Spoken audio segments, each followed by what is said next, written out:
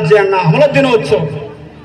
అలాంటి రాజ్యాంగం ఇచ్చిన రిజర్వేషన్ హక్కులు ఉపయోగించుకొని మానవాధికులు చదువుకుంటున్నారు, దళితులు చదువుకుంటున్నారు. వాళ్ళందరినీ కూడా మనం ఇప్పుడు కలెక్టర్ విజయ్ కుమార్ గారు ఉంటే ఆయనకు పోయి దండం పెట్టాలా, ఆయన ఎంపీ గారు ఉంటే ఆయనకి దండం పెట్టాలా, ఇక్కడ టీచర్లు ఉంటే వాళ్ళకి దండం పెట్టాలా. బాధపడుతున్నటువంటి ఒక దుర్మార్గమైనటువంటి మనుమాదు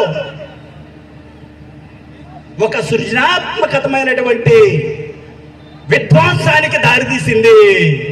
సృజనాత్మకత చాలా తెలివిగా, అది ఎలా అంటే కులం పేరుతోనూ మతం పేరుతోనూ వర్గీకరణ పేరుతోనూ మరి ముఖ్యంగా దళితులు చైతన్యం చేస్తున్న మానవులను అణగదొక్కడానికి వర్గీకరణవాదం తీసుకొచ్చినటువంటి మనువాద పుస్తకం మందకృష్ణ. నువ్వు మావోయిస్టులు మోసం చేసేవా, వాళ్ళు మోసపోయారు. ఏడ మోసపోవడానికి మావోయిస్టులు కాదు, అమాయకులు కాదు, బాబాసాహెబ్ డాక్టర్ బిఆర్ అంబేద్కర్ రాజులను గుర్తుపెట్టుకోండి. చాలా మంది అనుకుంటా ఉంటారు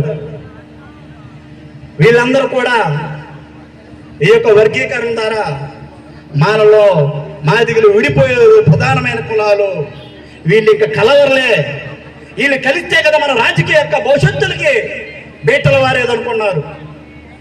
ఇలాంటి దుర్మార్గమైన మనువాదాన్ని బాబాసాహెబ్ డాక్టర్ బిఆర్ అంబేద్కర్ ఎప్పుడే కనిపెట్టాడు. అంబేద్కర్ గారి టైంలో అందరూ విప్లవాల బాటను పట్టుకొని గన్నులు పట్టుకొని మావోయిజం అని చెప్పి అడుగులు బాట పోతే, అరే గన్నులు కాదురా బాయ్, నీ తలలో మార్చేది పెన్ను రాసేడు శాసనాలని చెప్పినటువంటి మహోన్నతుడు బాబాసాహెబ్ డాక్టర్ బిఆర్ అంబేద్కర్. ఆయన ఇచ్చిన శాసనాన్ని ఇంతమంది ఆఫీసర్లు చేసింది, కూలీలు కొడుకులు కూడా కలెక్టర్ చేసింది, ఈ దేశానికి రాష్ట్రపతి చేసింది. లాస్ట్కి మహిళలు తన యొక్క భర్త చనిపోతే చిత్తుల్లో కాలవలసిన వాళ్ళు కూడా ప్రపంచ వరల్డ్ కప్ కొలిసి గెలిచి ప్రపంచం మీద వెలుగొందుతుందంటే అంబేద్కర్ ఇచ్చిన స్వేచ్ఛ అని చెప్పి అందరూ కూడా తెలియజేస్తారని మిత్రులారా. That is the constitution. అది అంబేద్కరిజం అంటే. అలాంటి అంబేద్కర్ ఇచ్చినటువంటి రిజర్వేషన్ ని విధ్వంసం చేయాలని చెప్పి చాలా తెలివిగా మనవాదులు మరో కుట్ర పన్నారు. రాజ్యాంగమే ఉన్నది ఎందుకు? రక్తపాతాన్ని నివారించడానికి. రాజ్యాంగం ఉందే రక్తపాతాన్ని నివారించడానికి, ప్రజాస్వామ్యాన్ని నిర్మించడానికి.